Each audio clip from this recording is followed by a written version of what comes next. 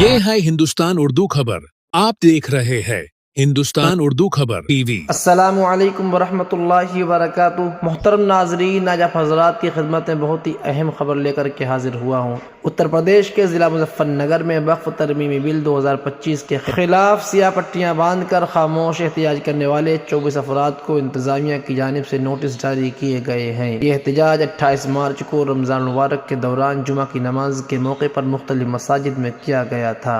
एहतजाज करने वालों को हिदायत दी गई है कि वो 16 अप्रैल को अदालत में पेश हों और 2-2 लाख रुपए की शख्सी मचल के दाखिल करें। ये नोटिस सिटी मजिस्ट्रेट विकास काशिफ ने पुलिस रिपोर्ट की बुनियाद पर जारी किए हैं। पुलिस के मुताबिक मुजाहिरीन ने जुमे की जमात के दौरान सियाह बाजूबंद पहनकर वक्फ बिल के खिलाफ खामोश और अलामती एहतजाज किया था।